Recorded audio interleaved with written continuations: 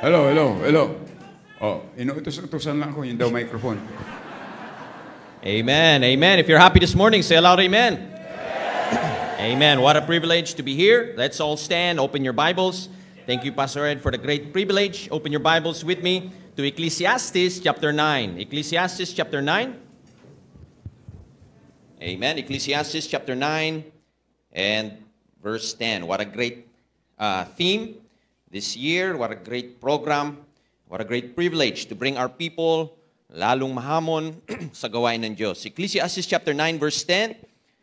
And what a great theme we have mula sa book of Ecclesiastes. But just one verse we'll read and then we'll go to one verse in the New Testament.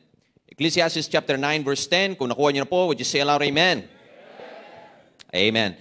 I'll read it and then just follow along with me with your eyes. The Bible says in Ecclesiastes 9 verse 10, "Whatsoever thy hand findeth to do, do it with all thy might.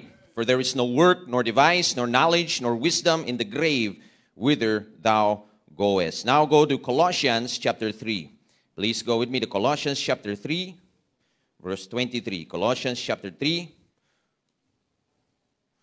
verse 23. And we'll read verse 23 and 24 all together. Colossians chapter 3, verse 23. Kung nakuha niyo na po, would you say aloud, amen? Amen. All together, verse 23 and 24, ready, read. "And whatsoever ye do, do it heartily as to the Lord, and not unto men, knowing that of the Lord ye shall receive the reward of the inheritance, for ye serve the Lord Christ." Amen.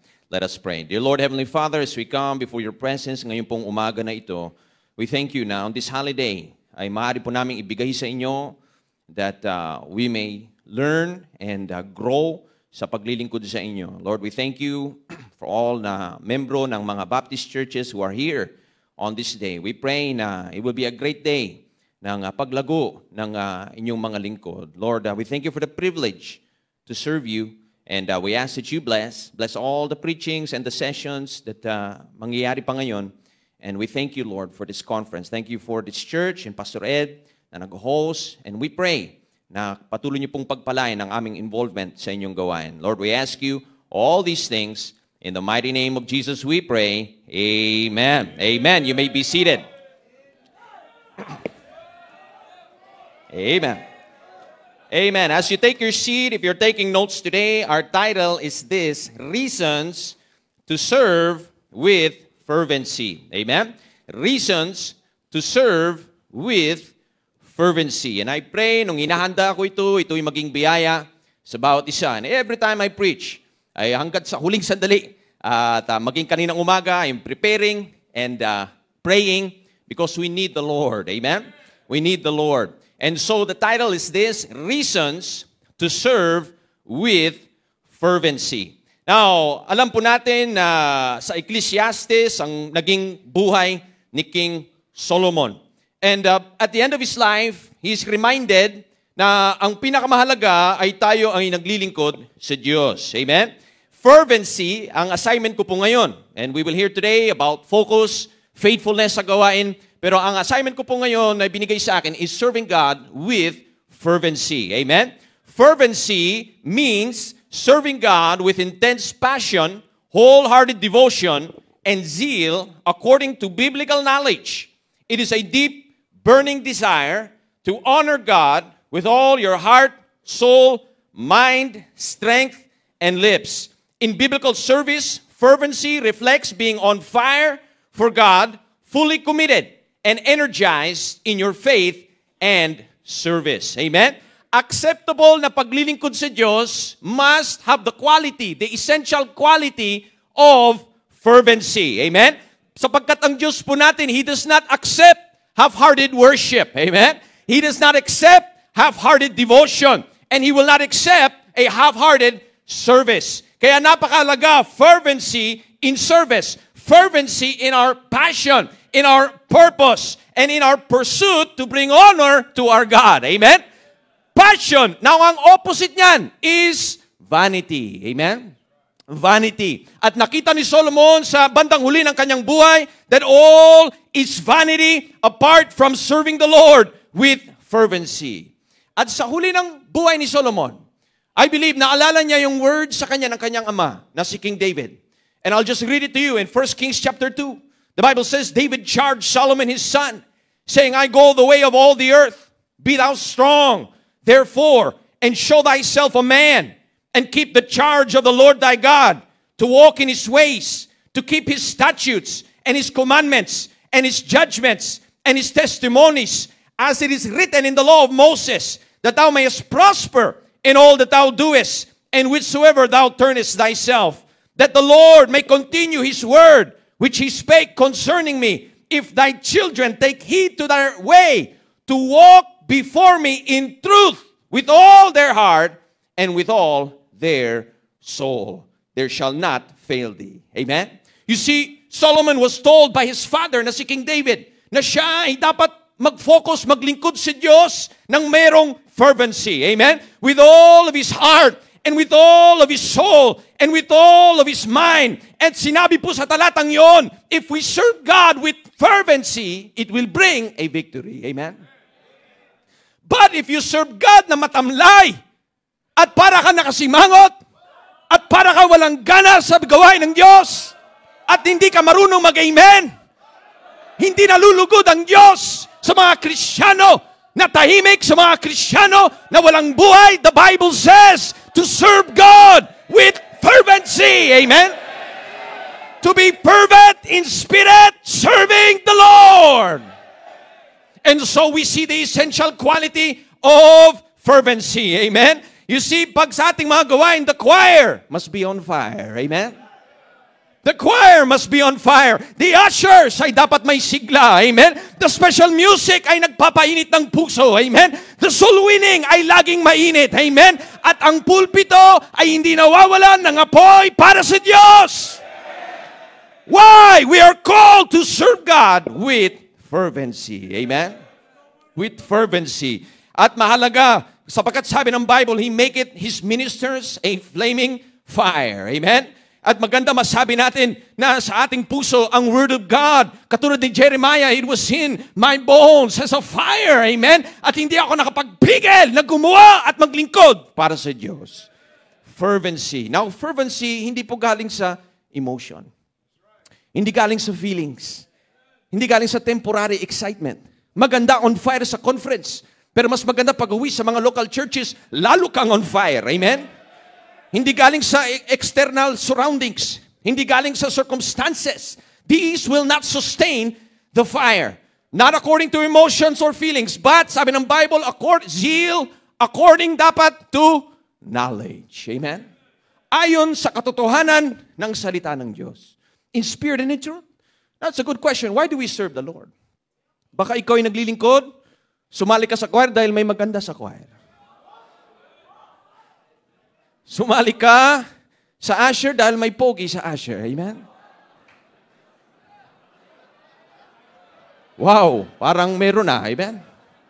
Sumali ka sa orchestra dahil may cute sa orchestra. Hindi mo alam, nakakatakute pala yun. Amen? No, we don't serve God for these reasons. Hindi tayo naglilingkod dahil napipilitan tayo. Hindi tayo nalilingkod para ibang tao malugod sa atin. Naglilingkod tayo because we serve the King of Kings and the Lord of Lords sa ating buhay. We serve the Lord with fervency. Amen? Kaya today, we will study reasons to serve God with fervency. Amen? Tayo po ay may reasonable service. Ibig sabihin, there are Bible reasons na magbibigay ng apoy sa puso mo na kahit anong gawin ng ibang tao, kahit anong mangyari sa buhay mo, you will maintain the flame of serving God. Amen? Because it's based on the truth of the Word of God. And so, our title today, 7 reasons to serve God with fervency. Amen? Parang kinabahan na yung iba. Amen? 7 reasons. Tigli-5 minuto lang ito. Amen? Kung ang bawat isa ay may amen. Mapapabilis. Kung walang amen, mapapatagal. Amen? Kaya if you're ready, say aloud, amen. Ako nagmamadali lahat. Amen? Amen. 7 reasons to serve God. You see, may danger po sa lahat ng lingkod ng Diyos na maaaring dumating ang panahon na ikaw ay manlamig. Somebody can do something na ikaw ay manghina, mawalan ka ng sigla sa Diyos, mawalan ka ng power, and you will be tempted to cool down in your service to God. But if you keep these truths that I will preach to you today, kahit anong mangyari sa'yo, you will stay on fire for the Lord. Amen? Because they are rooted in the Word of God. 7 reasons to serve God. Number one, you are called to serve God. Amen? You are called to serve God. Dapat ito mapasok sa ating puso at isipan. Ikaw ay tinawag na maglingkod sa Diyos.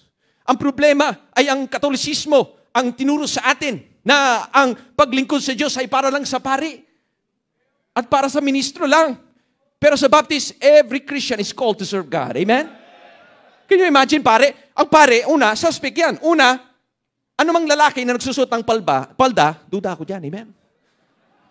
Pangalawa, ayaw mag-asawa. Ang ayaw mag-asawa, kahina-hinala. Amen? Na lalaki. Pangatlo, gusto niyang tawag mo sa kanya, Papa. Pangapat, gusto niya pumunta ka sa isang silid na madilim at sasabihin mo lahat ng ginawa mong mali.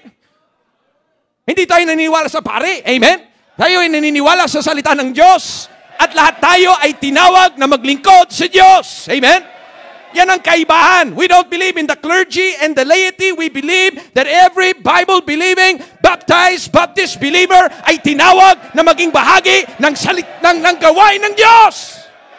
Every Christian is called to serve the Lord. Amen? Amen. The Bible says in Ephesians 2 verse 10, for we are His workmanship, created in Christ Jesus unto good works. Amen? Niligtas ka para maglingkod sa Diyos. Ephesians 4 verse 1 says, therefore the prisoner of the Lord, I therefore, the prisoner of the Lord, beseech you that you walk worthy of the vocation wherewith you are called. You see, we are called. Tayo ay tinawag. If you are a saved, baptized believer, ikaw ay tinawag na maglingkod sa Diyos. At ang vocation mo, meron kang tungkulin, meron kang trabaho para sa Panginoon. Sabi ng isang pastor, 3 lang ang klase na turin sa kanilang sarili. Either ikaw ay tinawag sa gawain, ikaw ay tinulak sa gawain, o ikaw ay tinopak sa gawain. Amen? Pero maganda ngayon, kahit dito may mga tinopak at maring may mga tinulak, maganda makita natin lahat sa Ministry Involvement Conference na ito na lahat tayo tinawag. Amen? Tinawag. Ang totoo, if you're saved, tinawag ka ng Diyos to a vocation in His calling. Amen? Mayroon mga full-time workers, and praise God, at yan dapat parami ng parami. Amen? Pero meron din tayong mga membro na may trabaho sa labas. Hindi natin sila ever iismulin sapagkat may vocation sila sa labas at may vocation sila sa church. Amen? What a blessing. Maring vocation mo ay dentista. Amen? Doktor, nurse, baka may lalaki dito, your vocation sa labas, ikaw ay electrician, physician, technician, baka may lalaking beautician. Amen? Huwag lang yun. Amen? Maring may vocation ka sa labas, pero sa kingdom ng Panginoon at sa mata ng Diyos, meron ka ring vocation sa church. Amen? Ang tanong lang, naglilingkod ka ba sa iyong vocation? Amen? Thank God, mayroong mga ministries na covered ngayong araw na ito, the music ministry, amen, the choir, the orchestra, the Sunday school, the deaf and mute, and the soul-winning ministry. If you're saved, you are called into the ministry. Walk worthy of the vocation wherewith you are called. Amen? At ang word ministry just means serving God. Now, hindi lahat preacher, hindi lahat pastor, hindi lahat full-time. But every Christian is to serve God. If you are here today, amen? June 12, I hope na tinanggap mo na ikaw ay tinawag sa gawain ng Diyos. Amen? Tinawag sa gawain ng Diyos. If we claim na siya ang ating hari, then we must serve in His kingdom. Amen? A Christian na hindi naglilingkod sa Panginoon is in rebellion sa kanyang hari. Siya po ang ating hari. Siya ang ating Panginoon. And so we say, I salute the Lord Jesus Christ at ako'y naglilingkod sa Kanya. Amen? Amen. Reasons to serve the Lord. Number 1, you are called to serve. Number 2 na po, kung amen. Number 2, because you are empowered to serve. Amen? Empowered or enabled to serve. Merong binigay sa iyo ang Diyos na talento para gamitin, para steward sa Kanyang gawain. Amen? Na huwag kang kumanta sa church kung sintonado ka. Amen? Pero merong binigay sa iyo para gamitin sa kanyang gawain. For one day, you will give an account kung ginamit mo para sa kanya or binaon mo sa lupa. Alala mo yung parable? Kinuha niya yung talento, binaon niya sa lupa. Pag ikaw ay Kristiyano, na meron kang talentong binigay sa iyo ng Diyos, may abilidad, pero ginamit mo lang sa sanlibutan, ginamit mo lang sa kumpanya, hindi mo ginamit para sa Diyos, ikaw yun, binabaon mo sa lupa. Binabaon mo sa lupang ito ang talentong binigay ng Diyos sa iyo. Dapat mong gamitin para sa Panginoon. Amen? The Bible says, every man received the gift, even so minister the same one to another as good stewards of the manifold grace of God, according to the ability that God giveth. Amen? Now, binigyan tayo, iba-iba tayo. Amen? Kaya po, walang comparison sa Kristiyano, walang competition sa Kristiyano. Amen? Hindi tayo mga talangkang Kristiyano. Amen? Na naghihilahan pababa. Iba-iba ang gifting ng Diyos. The Bible says in Romans 12 verse 6, having then gifts differing according to the grace that is given to us. Iba-iba ang pagkabiyaya ng Diyos sa atin. Amen? Iba-iba ang mga lingkod ng Diyos. Pero lahat may parte sa gawain. Iba si Dr. Hayes, ibang-iba si Dr. Lee Robertson. Iba rin si Clarence Sexton. Amen? At lahat ng believers ay ang mahalaga, the true power ay nakikita sa iisang direksyon at iisang direktiba sa gawain ng Diyos. Amen? God has gifted you for His service. Ibig sabihin po, may itinanim sa iyo ang Diyos. Pag ginamit mo lang yan sa secular, ay malaki ang pananagutan mo sa Diyos. Reasons of service. You're called to serve. Number 2, you are enabled to serve. Amen? Number 3 na po, kung may amen. You are commanded to serve. Amen? You are commanded to serve. Hindi lamang na ibiniyaya sa iyo yan ng Diyos, hindi lamang yung tinawag ka, pero ikaw ay ikinuman ng Diyos na maglingkod sa Kanya. The Bible says, only fear the Lord and serve Him in truth with all your heart, for consider how great things He hath done for you. Amen? We are commanded to be fervent in spirit, serving the Lord. We are commanded, in other words, to be on fire para sa Panginoon. Ito ay hindi optional. Ito ay hindi suggestion. It is a command. And to refuse is to disobey. Ang hindi mag-involve is to disobey. And to delay is to disobey. Now listen, kung wala kang ministry dito, kasalanan yun sa Diyos. Kung matamlay ka sa iyong ministry, kasalanan yun sa Diyos. Kung wala kang gana sa iyong ministry, kasalanan yun sa Diyos. Kung hindi ka on fire sa iyong ministry, kasalanan yan sa Diyos. Kung wala ka sigla sa iyong ministry, kasalanan yan sa Diyos. Kung wala kang buhay sa iyong ministry, kasalanan yan sa Diyos. At lalo na, kung ministry, involvement, conference, at tulog ka rito ngayon, malaking kasalanan yan sa Diyos. Sapagkat tinawag tayo na maglingkod sa buhay ng Diyos to serve the Lord with gladness. Amen? And the fire shall never go out upon the altar. We are commanded to serve the Lord. Amen? And what a privilege to serve our Lord, Jesus Christ. And so get the fire in your service. Amen? Maaring nandito ka ngayon at pinunta mo lang ay aircon. Nandito ka ngayon pero nag-check ka ng score ng NBA. But thank God, meron din dito ngayon na mga tao, mga believers na sabi, I have a desire to be on fire. Amen? I have a desire to be on fire para sa Panginoon.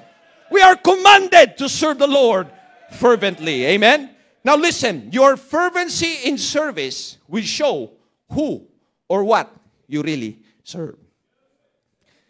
Kung on fire ka lang kapag nakatingin na pastor, something is wrong. Ang tanong, what are you really serving? Are you serving self? Are you serving the expectation of other people? Are you serving the system of the world? Are you serving for the approval of man? Are you serving for the fear of man? Are you serving for peer pressure? All of these are unworthy motivations that will produce half-hearted service. There is only one motivation that is worthy, and that is we serve the one na karapat-dapat sa ating paglilingkod. Amen? We serve the Lord. We do not serve men, for you serve the Lord Jesus Christ.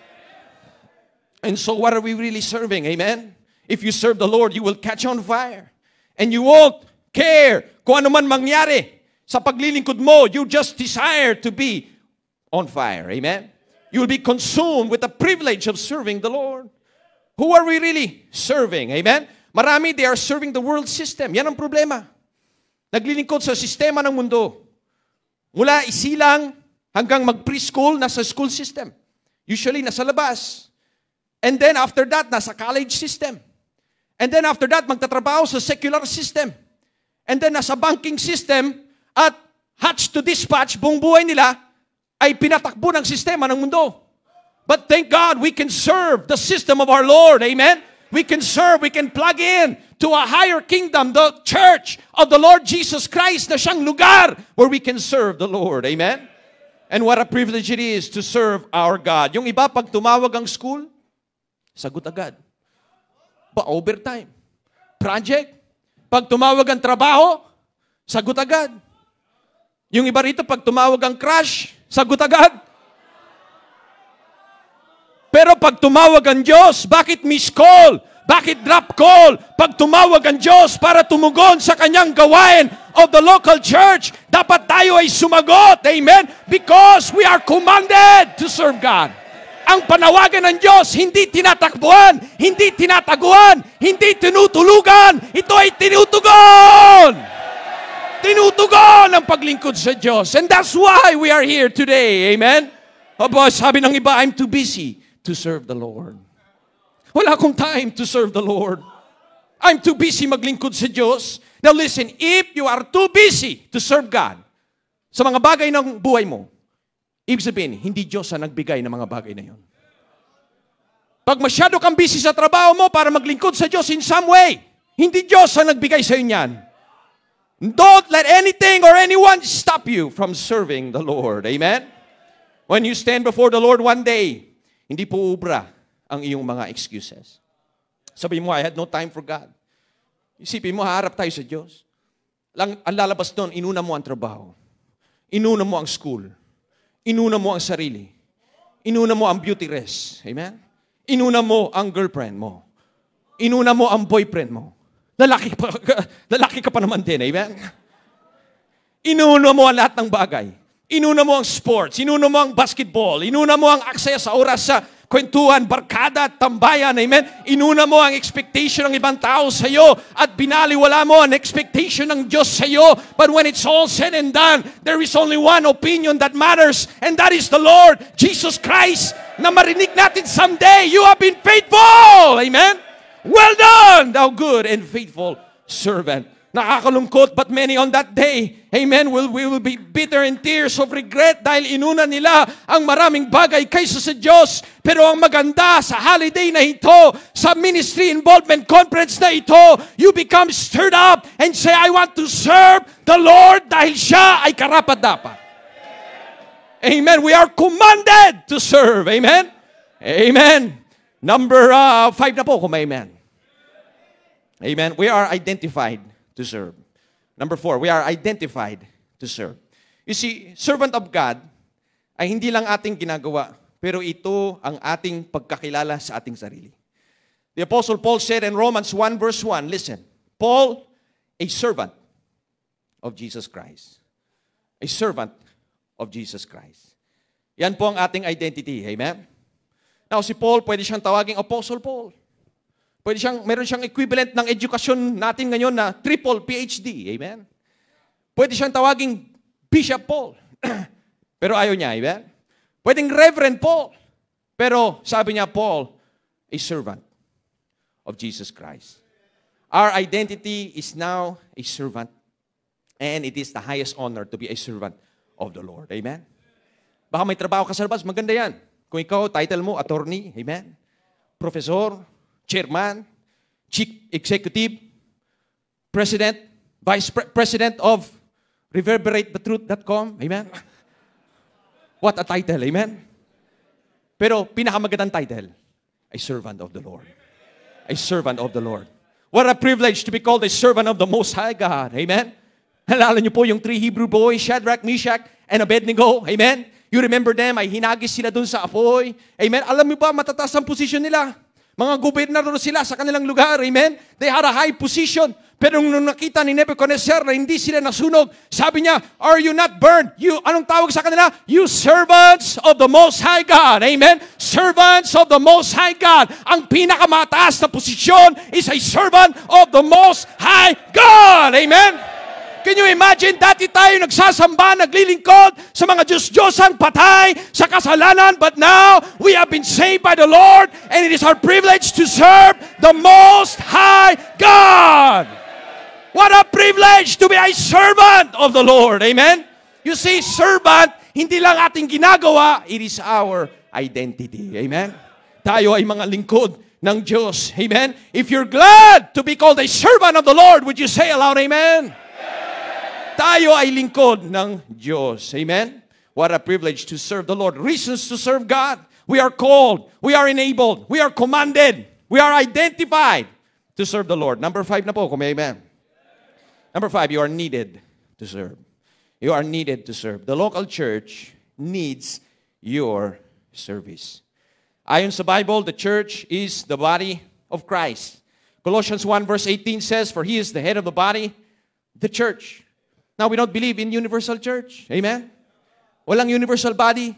Walang invisible church body. We believe in the local, visible expression of the body of Christ sa isang lugar, that is the local Baptist church. Amen? And the church is likened unto a body. At sabi ng Bible sa 1 Corinthians 12, but now hath God set the members, every one of them, in the body, as it hath pleased Him. Isi sa katawan, iba-ibang parte. Pero lahat mahalaga. Amen? Every part is needed. May paa, may bibig, may kamay, may atay. Amen? Sabi ng iba, hanggat may atay, tagay ng tagay. Mahalaga po lahat ng parte ng vital systems ng katawan. Amen? At ganun din po, kung ano yung vital systems ng katawan natin, ganun din ang vital ministries ng church. Now, thank God for the program of this conference. Natatalakay yun. Amen? The music ministry and the ushering ministry, mga vital systems ng simbahan. At kailangan ka sa isa doon. Amen? You are the body of Christ and members in particular. Ang bawat bahagi ng katawan ay kailangan. It is not enough na nandyan ka lang. You must fulfill your purpose as part of the body. Now, paano kaya kung biglang kalahati ng katawan mo, nandyan lang, pero hindi ginagawa ang parte? Amen? Aba, stroke yun. At maraming local churches, tilang na-stroke ang church. Kasi kalahati lang ang gumagalaw. Pero dapat bawat isa may bahagi sa gawain ng Diyos. Ang trabaho ng pastor, iaral ang salita ng Diyos para maipakain sa mga tao na siyang puso. Ang pastor ang puso ng simbahan. Amen? At tuwing nangangaral ay pinapump niya ang dugo, pinapump niya ang signal mula sa Diyos, pinapump niya ang life nutrients mula sa salita ng Diyos sa mga tao. Amen? Para makatakbo ang bawat bahagi ng gawain ng Diyos. And you must receive the Word of God. And you must run with the Word of God. Amen? And what a privilege na maglingkod sa Diyos bilang parte ng kanyang katawan. The local, Bible-believing Baptist Church. Now listen to this. The church can only grow to the level that we have servants. To the level that we have servants. Now what if lahat ng gawain natin sa linggo, times 10 yung attendance? Amen? What a blessing. Amen? Pero may sapat na ba tayong naglilingkod para i-accommodate yung tao? Paano kung times 10 attendance natin lahat? Kulang ang usher. Kulang pa rin ang area leader. Kulang ang teachers. Sunday school. Kulang ang puso ng mga maglilingkod na mga members. God will give us people that we can serve. Amen? Diba nakakainis mag-grocery sa Pure Gold? Amen? Tapos, ang dami-daming nakapila, isa lang ang cashier. Samantalang ang dami-daming pwedeng pwesto ng cashier. Pero isa ang cashier. Kaya, nagalit na yung mga tao. Amen? Ganun ang simbahan. Amen? The harvest is plenteous, but the laborers are few. Ang kinakailangan mag-involve sa gawain ng Diyos. Amen? Because the church needs your service. The church needs your service. Kulang ang manggagawa. Miski ang Panginoong Hesukristo natin, yan ang nakita niya sa kanyang gawain. Siya ang pastor ng unang Baptist Church. Amen? At nakita niya, maski siya ang pastor, sabi niya, the harvest is plenteous, but the laborers are few. kulang. Hindi kulang ang pera, hindi kulang ang budget, hindi kulang ang preaching, ang kulang ang mga tumutugon sa ministry. Mga tumutugon sa ministry. Yan ang sabi mismo na ating Panginoong Hesukristo. Hindi pwedeng iisa ang gumagawa. Hindi pwedeng iilan ang gumagawa. Now, the Word of God, pag pumasok sa iyo yan, you must put it into use. Amen? Sabi ng Bible, so shall my word that goeth forth out of my mouth, it shall not return unto me void, but it shall accomplish. Amen? It shall accomplish its purpose. Kapag ang salita ng Diyos, pinakinggan mo, isinapuso mo, pero hindi mo inaksyonan, masasaktan ka lang. Para kang uminom ng 5 kape na barako, tapos umupo ka lang. Amen? Abay, mapapalpitation ka. Ang design niyan, kumilos ka. Amen? Mag-exercise ka. Amen? Kaya ka uminom ng kape. Kaya ngayon, baka marami dyan nagpapalpitation na ang puso mo. Amen? Dahil nakakakinig ka ng salita ng Diyos, pero nagdadalawang isip ka pa rin sa ministry. Amen? Maganda pa that you have a resolve to be involved sa gawain ng Diyos. Amen? The church needs your service. Amen? Maglingkod ka sa Panginoon. It will bless the church. It will grow the church. And it will bring glory to our God. Amen? And so you are called, you are enabled, you are commanded, you are identified, you are needed. Amen? Number 6 na po, kung may amen. Malapit na matapos. Amen? Pwede nang umitin yung iba. Amen? Number 6, you are indebted to serve. Sabi ni Paul, I am a debtor. I am a debtor to all men at maging sa Diyos, indebted to serve. Hindi indebted sa Bombay. Amen? Indebted sa Diyos. Romans 12 verse 1, it is reasonable service. You see, we owe the Lord everything. Jesus paid it all. Karapat-dapat lamang na paglingkuran natin siya. Amen? Sa ating panalangin, karamihan beses, humihingi tayo sa Diyos. God, give me this, give me this, give me this. When's the last time? Nanalangin ka sa Diyos, Lord, how can I serve you more? How can I serve you more? How can I serve you more honorable sa inyo? We serve Him because Jesus paid it all to Him we owe. Amen? Yung mismong buhay natin galing sa Kanya. Yung mundong ito na kinabubuhayan natin ay sa Kanya. Service to God ay ang renta mo para mamuhay sa mundong ito. Amen? Ang marami ngayon, behind ka na sa pagrenta. Amen? Service to God is what we render unto the Lord. Can you imagine, nakatira tayo sa creation niya? He gives us the air we breathe. He gives us our life. He gives us bawat tibok ng ating puso. He gives us our time. Lahat binigay ng Panginoon. Tapos hindi ka pa rin maglilingkod sa Kanya. Can you imagine, bawat tibok ng puso natin galing sa Kanya. Amen? He took away our sin. He gave us a new life. He daily loads us with benefits. It is our privilege na maglingkod sa Kanya. Because Jesus paid it all to Him I owe. We are indebted to serve Him. Next, we are, number 6 pala, we are purposed to serve Him. We are identified, we are indebted, we are purposed to serve Him. Nagkakaroon lang ng saysay ang ating buhay kapag tayo ay naglilingkod sa Diyos. 1 Corinthians 15 verse 58, you know the verse. It says, therefore, my beloved brethren, be steadfast, unmovable, always abounding in the work of the Lord, for as much as you know that your labor is not in vain in the Lord. You only find purpose sa paglilingkod sa Diyos. Hindi sa kumpanya, hindi sa lipunan, hindi sa anumang asosasyon, hindi sa kiwanis, amen? Ako anong grupo. You find purpose in your service to the Lord. Amen?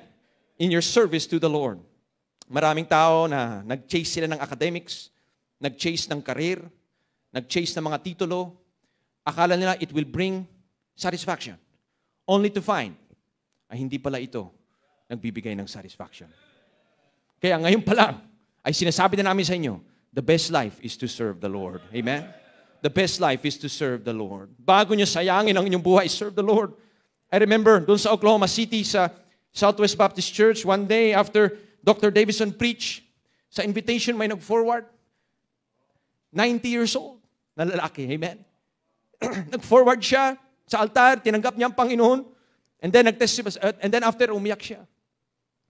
Na-realize niya, sinayang niya yung buong buhay niya. Thank God, saved na siya. Pero sinayang niya all of those years. Huwag natin sayangin. Amen? ngayon pa lang, decide to be involved more sa gawain ng Diyos. At ito po ang nakita ni Solomon. Ito ang nakita ni Solomon sa Ecclesiastes. Vanity. The conclusion of the matter. Amen? Which maririnig natin mamaya. But nakita niya lahat. Pwede nating isa-isain yun. Sa book of Ecclesiastes, sa Proverbs, mga sinulat niya, ang magpakayaman sa mundo, it is vanity. Siya nagsabi nun. Ang magpakatalino ka, sabi ni Solomon sa Ecclesiastes 1:18, vanity. Pleasure seeking is vanity. Ang maghabol ng earthly achievements, Ecclesiastes 1:11, is vanity. Nabubura lang ng panahon. Makakalimutan ka. Sa pagsimba na wala naman sa puso mo, Ecclesiastes 5:1 is vanity. Ang hanapin ng significance mo sa mundo is vanity. Ang mag-ipon ng gamit is vanity. Ang maghanap ng kasiyahan sa mundo is vanity. Ang magpakayaman pero hindi ka naman makatulog, Ecclesiastes 5:12 is vanity. Ang pag-pursue ng earthly pleasure is vanity. Chasing temporal riches is vanity. Chasing selfish ambition is vanity. Chasing worldly fame is vanity. Superficial relationships na plastikan is vanity. Worldly success is vanity. Covetousness and greed is vanity. Trusting in man is vanity. Ang sumunod sa uso sa mundo is vanity. Superstitions is vanity. Living for self is vanity.